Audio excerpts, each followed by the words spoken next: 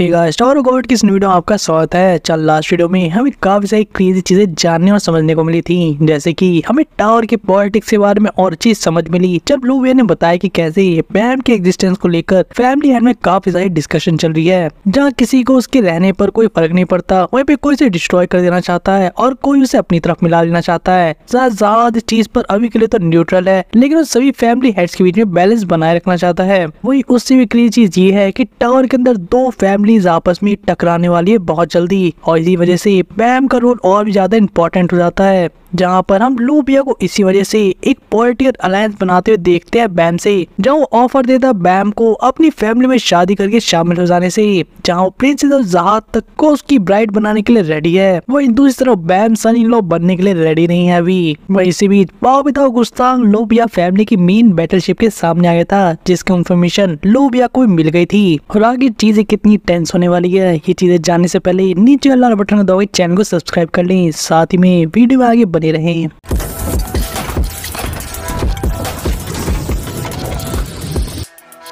Chapter की starting उसी point से होती है जहाँ हमने देखा था कि कैसे तारुमारी अपने कैलेमिटी अटैक को रिलीज कर देता है, जिसकी वजह से वो चीज सभी के ऊपर अटैक करने लग जाती है रिगार्डलेस वो किसके टीम में है। और इन्हीं एंशिएंट बीस्ट के डिस्ट्रक्शन के बीच में हम देखते हैं यामाको, जिसके हाथों में याशा की बॉडी थी, और बैम और जीज वहाँ उसके जस्ट सामने आ जाता है उसको बचाने के लिए। वही दूसरा लोबिया को भी अब इन्फॉर्मेशन मिल चुकी थी पाओ गुस्तांग के आने के बारे में, जहाँ पर हमने देखा था कि कैसे उसने एक फ्लिक ऑफ फिंगर के बिना ही सिर्फ एक बुक को रीड करके काफी सारी फ्लैगशिप को डिस्ट्रॉय कर दिया था। और यहाँ लोबिया को ये समझ में नहीं आ रहा था कि आखिर पाओ को ये कैसे पता कि वो अभी अपनी फैमिली बैटलशिप पर नहीं है, और अगर लोबिया वहाँ जल्द ना पहुंचा तो उसके ऑफिसर के अकॉर्डिंग वो सभी लोग जल्दी मारे जाने वाले हैं। जहाँ हम देखते हैं हासुगो, जो कि इस पूरी टेलीपोर्टेशन शिप के अंदर था पहले से ही, उसे भी सारी इन्फॉर्मेशन सुनाई हुई दी थी। वही बाहर में हम देखते हैं कि जो कैलेमिटी का अटैक था, यानी कि एंशिएंट बीस्ट लोबिया की पावर की वजह से एक दूसरे को अटैक कर रहे थे, वो रुक जाते हैं, जिसे जिन सबसे पहले नोटिस करता है। और उसे ये तो नहीं पता था क्या ऐसा हुआ क्यों, लेकिन इस मोमेंट का फायदा उठा के एग्जिट की तरफ जाने की कोशिश करता है। वही इसी बीच हम देखते हैं लोबिया को एक नया ऑर्डर पास करते हुए, जहाँ सभी ब्रांच लीडर को ये ऑर्डर देता है कि कैसे इस मूवमेंट ऑनवर्ड से उनका सिर्फ एक ही काम है, इरेगुलर को जिंदा कैप्चर करना और अपनी फ्लीट में वापस लौटना। वही उस एग्जिट से हम सबसे पहले याम और याशा को बाहर आते हुए देखते हैं, जहाँ दोनों के देख के काफी ज्यादा खुश हो जाता है। वही दूसरी तरफ क्राका पूछा था कि उसका मास्टर कहाँ गया, जहाँ हम देखते हैं जिन्सो और बैम को दोनों को इस अटैक से डील करते हुए, जो कि बाहर वापस से स्टार्ट हो चुका था, और इसकी वजह से हम उन्हें दूसरे एग्जिट की तरफ जाते हुए देखते हैं, जहाँ पे जिन्सो एडवाइस करता है बैम को कि उन्हें फ्लीट की काफी क्लोज रहना चाहिए, क्योंकि ऐसा होने पर उनके एनिमी उनके ऊपर डायरेक्ट अटैक नहीं करेंगे, क्योंकि फ्लीट भी डैमेज हो सकता है। वही इन दोनों के ट्रेल को फॉलो करते हुए इनके पीछे बिग आउल यानी कि ब्रांच लीडर भी आ जाता है, जहाँ उसके साथ उसको मिस्टीरियस आउल भी होता है जो इन दोनों के ऊपर अटैक करता है, लेकिन क्राका इन्हें मेन टाइम पर बचा लेता है पीछे से। जहाँ जिन्सो आके उसे नोटिस करने पर क्राका उसे एडवाइस करता है कि उसे जल्दी से रैप फ्लीट के अंदर चले जाना चाहिए और भी बिना डिले किए। वहीं पर ब्रांच लीडर को काफी गुस्सा आता है इस चीज को देखते हुए,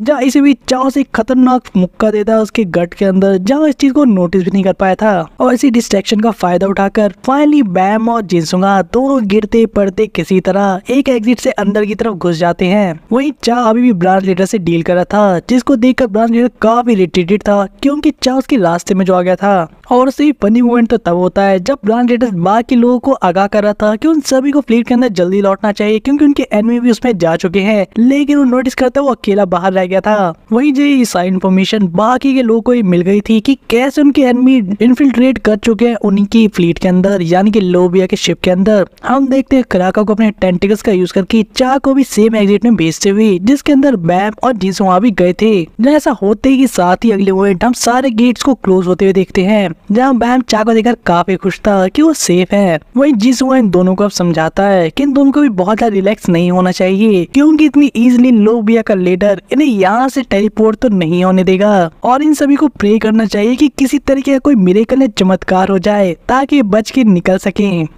लेकिन इस मोमेंट हम पीछे से किसी की आवाज सुनते हैं, जिसका कहना था दैट्स राइट, तुम्हें सही में किसी चमत्कार की जरूरत पड़ेगी यहाँ से बच के जाने में, लेकिन मुझे लगता नहीं है कि वो मिरेकल होगा। और इन सभी के साथ हम भी शॉक हो जाते देखकर कि आखिरी बात बोलने वाला कोई और नहीं बल्कि खुद लोबिया तारुमारी था, जिसे यहाँ पर देखकर इन सभी की फट जाती है। वहीं दूसरी तरफ हम हासुंग को भी देखते हैं, जिसे पता था कि उनके एनिमीज यानी कि लोबिया के लीडर्स भी वापस आ चुके हैं, और इसलिए अपने प्लान्स में कुछ चेंजेस करता है। उसे पता था कि जो शिप है 3 अलग अलग टुकड़ों में भी काम करती है, यानी कि टेलीपोर्ट कर सकती है। और ये हांसू के पास कोई ऑप्शन नहीं बचा था कि टेलीपोर्टेशन के टाइम पर वो उन तीनों एग्जिट वाले गेट को, यानी कि तीनों शिप्स को अलग अलग डिवाइड कर देगा, जिसकी वजह से तीनों अलग अलग लोकेशन पे टेलीपोर्ट होंगे। ऑब्वियसली इसमें काफी बड़ा रिस्क है कि जहाँ पे अलग अलग शिप्स जाएंगी उनमें एनिमीज और इनके साथ के लोग दोनों बढ़ जाएंगे, जो कि काफी रिस्की गैम्बल है। लेकिन इनके पास कोई और ऑप्शन नहीं था क्योंकि दूसरी तरफ इनका मरना पक्का है। इसके साथ ही हांस भी यहाँ पे बटन को क्लिक कर देता है और हम इसकी टेलीपोर्टेशन के स्टार्ट होने को देखकर सभी लोग की रिएक्शन को भी देख पाते हैं, चाहे वो क्राका की, डोवान की, डूम की टीम हो या फिर वो ब्रांचलेटर्स की टीम हो। जहाँ हम लूबिया को बैम को बताते हुए देखते हैं कि कैसे टेलीपोर्टेशन स्टार्ट हो रहा है, वहीं लीफ भी बाहर से अपना शॉट फायर कर देती है, जिसे कोई आइडिया नहीं था कि आगे जो शिप है वो 3 हिस्सों में क्यों बट रही है वाला। लेकिन फिर वो प्लान के अकॉर्डिंग ही चलती है और उसी डायरेक्शन में शूट कर देती है जैसा कि लोगों ने पहले डिसाइड किया था। और फाइनली इस बार गेट का हिस्सा जो कि पहली बार डिस्ट्रॉय नहीं हो पाया था और कालावन से बीच में रोक दिया था, वो इस बार हम उसे टूटते और बिखरते हुए देखते हैं। कालावन काफी सरप्राइज हो गया था क्योंकि इसका ध्यान बिल्कुल भी इस तरफ नहीं था। वहीं दूसरी शिप के अंदर सभी लोग बिल्कुल भी इम्बैलेंस हो चुके थे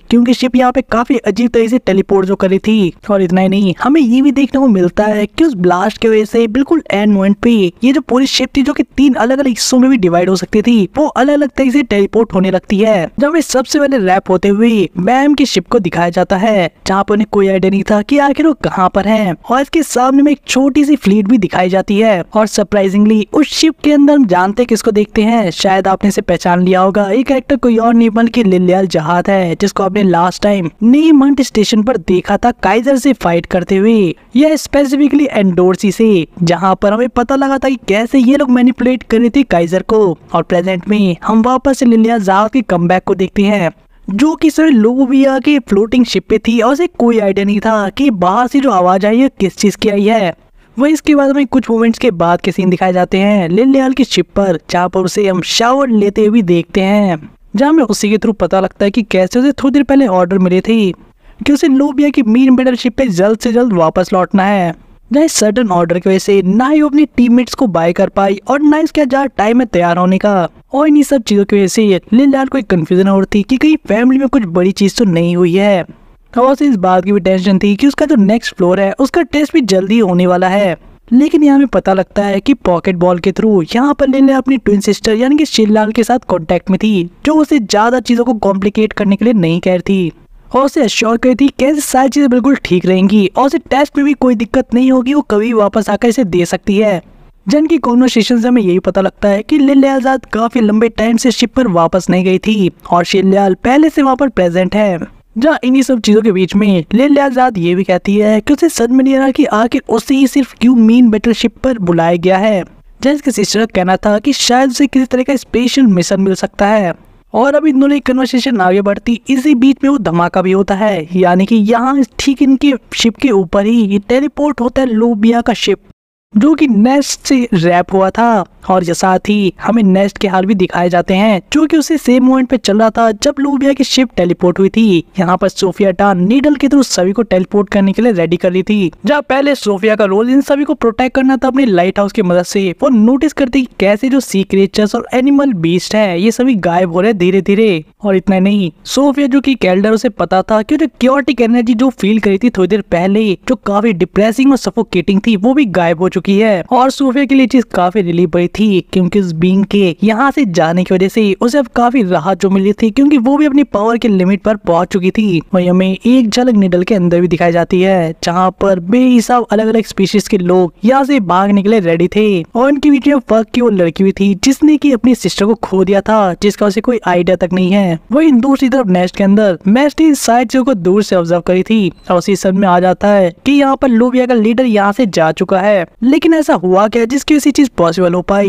वहीं पर इसी पॉइंट पे पीछे हम बॉस को भी देखते हैं जो कि मेस्टी से कहता है कि चाहे कुछ भी हुआ हो हमारी कन्वर्सेशन इससे अफेक्टेड नहीं है और अब मैशनी को स्माइल करके यहाँ एग्री करते हुए देखते हैं बॉस से, क्योंकि उसका मानना था कि बॉस ने जो प्रपोजल उसके सामने रखा वो काफी इंटरेस्टिंग है मना कर देने के लिए। और मैशनी की क्यूरियोसिटी जहाँ से जागती है वो हमेशा उसी रास्ते को फॉलो भी करती है। और उसका कंक्लूजन ये निकलता है कि कून नोटिस करता है कि कैसे उनके डायरेक्शन या कोऑर्डिनेट्स को चेंज कर दिया गया एंड वन पे मैशनी के द्वारा, जैसा कि बॉस ने रिक्वेस्ट किया था। वही रैक के पूछने पर कि कून इतना परेशान क्यों है, यहाँ पर कून बताता है कि आगे उनकी डेस्टिनेशन को बदल दिया गया है। और वो सेम चीज मैशनी से ही पूछती है कि आगे चल क्या रहा है। शिप के अंदर हम वाइट, रियोन और बाकी लोगों को भी देखते हैं। वही दूसरा कून काफी एंग्री था अपनी सिस्टर के ऊपर कि आगे उसने अपना प्रॉमिस क्यों तोड़ा। और अगर वो किसी रैंडम प्लेस पर यहाँ पर टेलीपोर्ट होते हैं तो यहाँ पे कून को कोई आइडिया नहीं कि नेक्स्ट टाइम बैम को कब देखेगा, या ऐसा पॉसिबल भी हो पाएगा नहीं फ्यूचर में। लेकिन वही मैशनी का कहना था कि अगर उसे सही में उसकी डेस्टिनी में लिखा है किसी के साथ रहना तो जरूर से वापस से ढूंढ लेगा। हैव अ गुड ट्रिप के साथ ये मैसेज यहीं पे खत्म हो जाता है, जहाँ कून और बाकी के मेंबर्स को अलग ही डेस्टिनेशन पे, जो कि काफी रैंडम प्लेस था, वहाँ टेलीपोर्ट कर दिया जाता है। वही हमें एक झलक इवांग कॉल के साइड और कालावान की साइड भी दिखाई जाती है, जहाँ पे लीफी का कहना था कि मुझे नहीं पता ये लोग कहाँ टेलीपोर्ट हुए हैं, लेकिन गुड लक। और इसी के साथ फॉर्मली नेक्स्ट आर्क यहीं पर खत्म हो जाता है। वो इसके आफ्टर मैथ में हम बाकी शिप के दो हिस्सों को भी अलग अलग जगह पर टेलीपोर्ट होते हुए देखते हैं, जहाँ शिप का पहला हिस्सा जिसके अंदर क्राका, डोम, याम और याशा थे उन्हें दिखाया जाता है, जिन्हें कोई आइडिया नहीं था कि आखिर वो कहाँ पहुंच चुके हैं टावर के अंदर। वहीं दूसरी तरफ हमें वो हिस्सा भी दिखाया जाता है जो कि थर्ड और लास्ट था, जिसके अंदर सारे ब्रांच लीडर आए थे, जहाँ इनकी शिप और भी बहुत बड़ी और मैसिव बैटलशिप के सामने थी। और इस फ्लीट के ऐसा एकदम से आने से उस मैसिव सी बैटलशिप के अंदर जहाँ काफी सारे लोगों को हम पढ़ते हुए देखते हैं, जैसे कि काइंड ऑफ किसी लाइब्रेरी में हो, वो सभी लोग शॉक हो जाते हैं। और यहाँ में बिग आउल के थ्रू पता लगता है कि आखिर कौन सी जगह है। और उनकी किस्मत इतनी खराब थी कि पाविदा और गुस्तान की मेन बैटलशिप के सामने टेलीपोर्ट हो चुके थे, जिसका हमें कंप्लीट लुक भी दिखाया जाता है जो काफी मैसिव और ब्यूटीफुल था, जिसका नाम द आर्क ऑफ नॉलेज है। वहीं दूसरी तरफ जहाँ लोबिया की मेन बैटलशिप थी, वहाँ पर हमें कुछ पॉइंट पहले की सीन दिखाए जाते हैं। ये वो टाइम था जब लोबिया की मेन शिप 3 हिस्सों में अलग अलग जगह टेलीपोर्ट नहीं हुई थी, और यहाँ पाविदा गुस्तांग किरिन के सामने खड़ा था। और किरिन के पूछने पर कि पाविदा गुस्तांग यहाँ पर क्यों आया है, गुस्तांग का कहना था कि तुमने बहुत इनोसेंट बनने की कोशिश कर ली, लेकिन तुम ठीक मेरी टेरिटरी यानी कि इलाके के सामने आर्मी कैंप लगा के बैठे हो, तो भला मैं शांत कैसे रह सकता हूँ। और गुस्तांग का ये भी कहना था कि आगे तुम्हारा मास्टर कहाँ है, वो अभी तक मेरे सामने क्यों नहीं आया। कहीं ऐसा तो नहीं कि वापस से वो अपनी कुर्सी पर चिपक के बैठा है अपना मुंह छिपाकर। जब किरिन के पास इसका कोई जवाब नहीं था, वो मन में सोचा था कि अगर गलती से पाविदा गुस्तांग को इस चीज का आइडिया हो गया कि यहाँ पर उनके फैमिली लीडर नहीं है, या उसे शायद ये चीज पहले से ही पता है, तो चीजें काफी खराब हो सकती है इनके लिए, क्योंकि इनके बस की नहीं है एक फैमिली लीडर को रोकना। वहीं गुस्तांग बिल्कुल भी टाइम वेस्ट नहीं कर रहा था, जो अपनी बुक रीड करने के साथ ही एक फ्लिक ऑफ फिंगर के साथ ही बहुत सारी चीजों को डिस्ट्रॉय कर देता है, कहते हुए अगर तुम्हारे मास्टर जल्दी नहीं आए तो तुम्हारा होम नहीं बचने वाला, क्योंकि मैं इसे किताब पढ़ते पढ़ते ही गायब कर दूंगा कुछ सेकेंड्स में। और इस इवेंट पे पाविदा गुस्तांग के ठीक सामने और लोबिया की बैटलशिप के बीच में यहाँ पर एक छोटी सी शिप टेलीपोर्ट होकर आ जाती है, जिसके अंदर हम कून को देखते हैं, जो कि टेलीपोर्टेशन के इफेक्ट से ठीक से नहीं देख पा रहा था और काफी ब्लाइंड नजरों से नोटिस करता है कि इसके शिप के सामने कोई बंदा खड़ा है। वहीं दूसरी तरफ सीन शिफ्ट होता है, हम देखते हैं आर्क ऑफ नॉलेज को, यानी कि पाविदा की फैमिली बैटलशिप को, जिसके अंदर सही ब्रांच लीडर को अरेस्ट करके हियरिंग के लिए लेकर जाया जा रहा था, जहाँ पे हम इन ब्रांच लीडर को आपस में बातचीत करते हुए देखते हैं, जहाँ इनमें से एक का कहना था कि वो चाहकर पूरी फैमिली से टकरा नहीं सकते, वो भी उनके होम ग्राउंड पर। और इसीलिए इनकी अभी की स्ट्रेटजी ये थी कि इस बात को छुपाने की कोशिश करेंगे कि ब्रांच लीडर नहीं है, और अगर फैमिली या शिप पर नहीं हुआ तो इनके बचने के काफी अच्छे चांसेस है अगर ये अपने मुंह ना खोले। और इतना नहीं, ये सारी स्ट्रेटजी बनाने वाला खुद बिग आउल था, और साथ ही अपने सभी साथियों को ये भी कहता है कि उन्हें अपने पॉकेट्स को टोटली ऑफ कर देना है।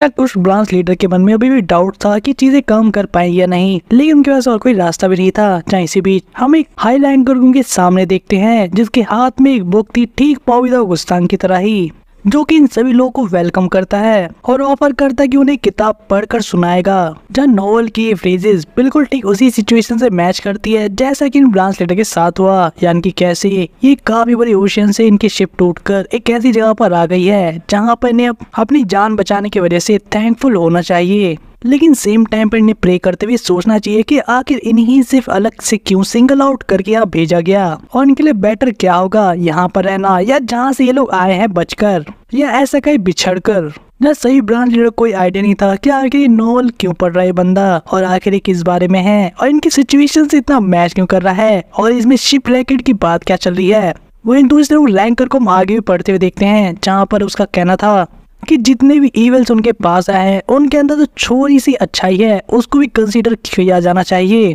लेकिन उस पॉसिबिलिटी को भी जो वर्स्ट चीजें अपने साथ लेकर आए हैं। और इसीलिए इन कंक्लूजन में पैसेज का कहना ये था कि यहाँ पर आना उनके लिए एक तरीके से मिसफॉर्चून है, यानी कि उनका दुर्भाग्य है, लेकिन इस बिछड़ने के बाद भी वो यहाँ पर आए, यानी कि पाओ विद गुस्तान की मेन बैटलशिप यानी कि आर्क ऑफ नॉलेज पे। और यही उनके लिए सबसे बड़ी बात है लकी होने के लिए इस टावर में, क्योंकि यहाँ पर उनकी जर्नी एंड होने वाली है। ब्रांच लीडर के मुंह से निकल जाता है कि पाओ विद गुस्तान के तुम बुकवॉर्म्स यानी कि जो पढ़ने वाले